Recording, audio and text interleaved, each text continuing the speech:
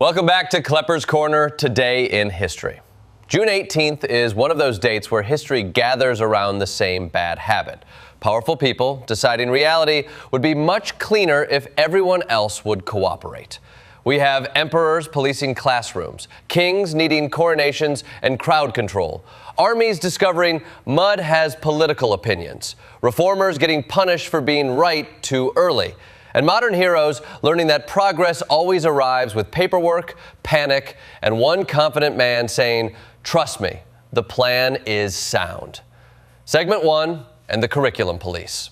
Emperor Julian had a problem familiar to anyone who has ever lost a culture war and immediately blamed the schools. In 362, he issued an education edict that sounded reasonable on paper. Public teachers should be moral, qualified, and approved by the state. Who could oppose morality and paperwork? But the real purpose was to push Christian teachers out of classical education, because Julian believed you could not teach Homer while thinking Zeus was, spiritually speaking, a workplace hazard. He had been raised Christian, became devoted to old pagan philosophy, and then tried to rebuild Rome's religious identity with the subtle touch of a man using a marble statue as a fly swatter. The move was clever because classical learning was not a hobby. It was the entrance exam for power. If Christians could not teach or master the old texts, they could be made to look uncultured, unfit, and politically useless. Christian scholars responded in the most academic way possible, by trying to rewrite the Bible as Greek literature, turning scripture into Homeric epics, tragedies, and Platonic dialogues. It was less faith-seeking understanding and more, fine, we'll build our own curriculum with prophets and meter. Julian died soon after, which made the policy collapse faster than a school board meeting after somebody says the word theory. Even pagan admirers thought the edict went too far, proving that when your friends say your censorship feels a little tyrannical, maybe the syllabus is not the real problem. Segment 2, and crowns come with cleanup costs. Frederick I Barbarossa wanted to unite the fractured German lands and restore imperial glory, which is the medieval way of saying he looked at 1,600 political units and thought, what if this spreadsheet had a beard? In 1155, he marched into Italy, helped Pope Adrian IV crush a Roman Republican uprising, captured Arnold of Brescia, and then received the imperial crown in St. Peter's Basilica. The ceremony had everything: divine authority, tense protocol, military backing, and a proud ruler forced to kiss the Pope's feet before becoming Holy Roman Emperor. Because medieval politics was basically LinkedIn networking with more incense and ankle armor. But the crown came with an immediate customer service complaint. Romans, furious about being cut out of their own city's future, rioted before the day was done. And Frederick spent his coronation commanding street fighting instead of enjoying the medieval equivalent of a reception buffet. More than 1,000 citizens were killed, which is a rough first day for any job, even one with emperor in the title. The alliance between empire and papacy was never stable. It helped ignite the Guelph and Ghibelline rivalries that tore through Italian civic life for generations. And Barbarossa's own ending was almost aggressively undignified.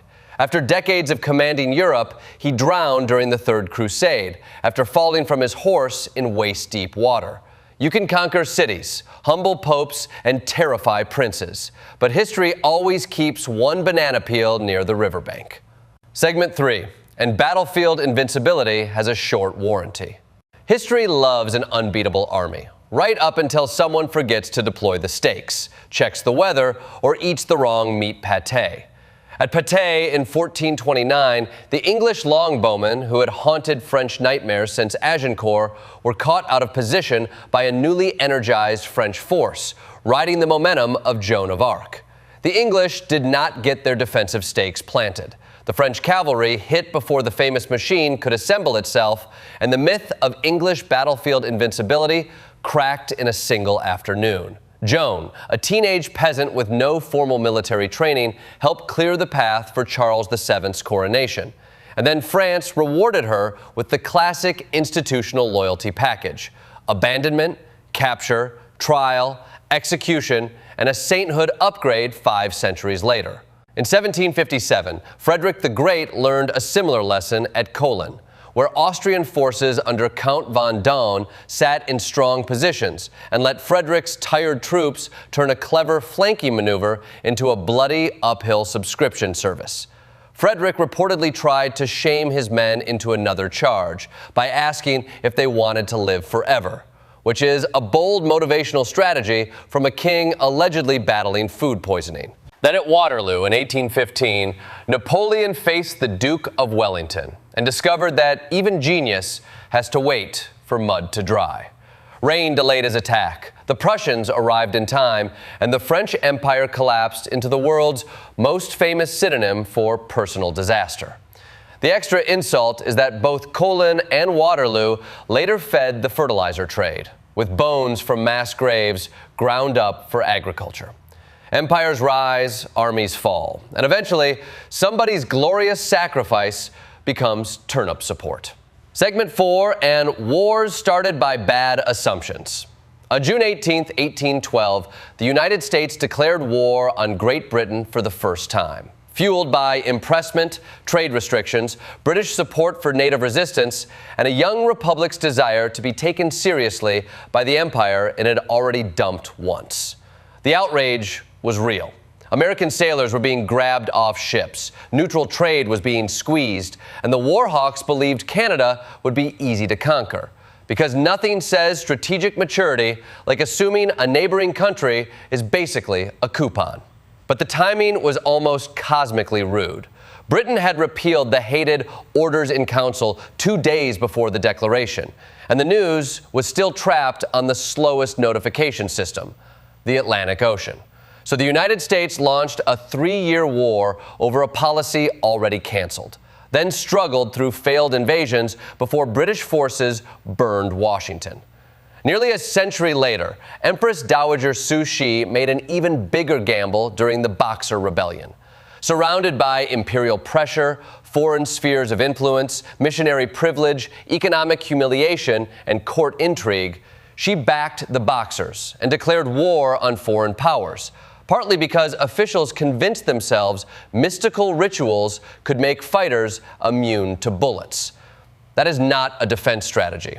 That is a patch note from a dangerous fantasy game.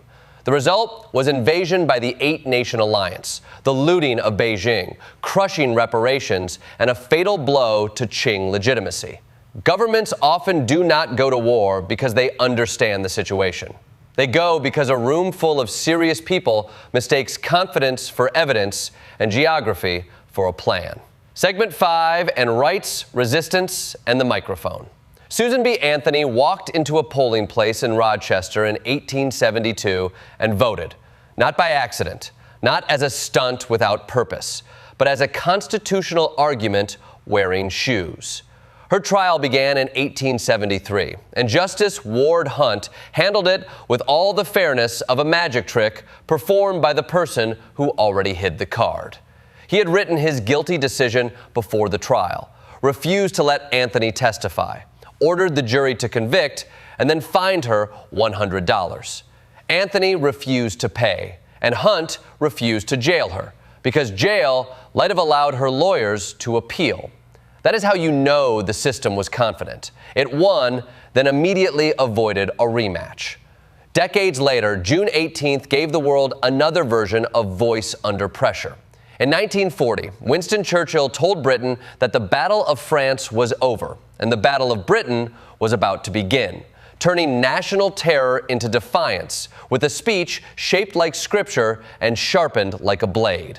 That same day, Charles de Gaulle, barely known and newly arrived in London, used the BBC to insist that French resistance must continue.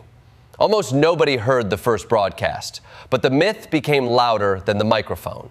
Then in 1983, Dr. Sally Ride became the first American woman in space, and the press responded by asking about makeup, emotions, and reproductive organs, because apparently the final frontier still had a comment section. She did the job anyway. Across voting booths, radio waves, and orbit, the pattern is clear. Institutions often ask, who gave you permission? And history keeps being moved by people who answer, nobody. That was the problem.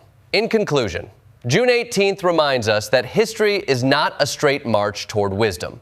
It is more like a committee meeting held during a fire drill. Empires try to control classrooms. Crowns arrive with riots. Armies discover mud. Governments declare war on expired information. And people denied a voice keep finding louder rooms. The comforting part is that stupidity repeats. The troubling part is that it often repeats with better uniforms, newer technology, and a much more confident press release.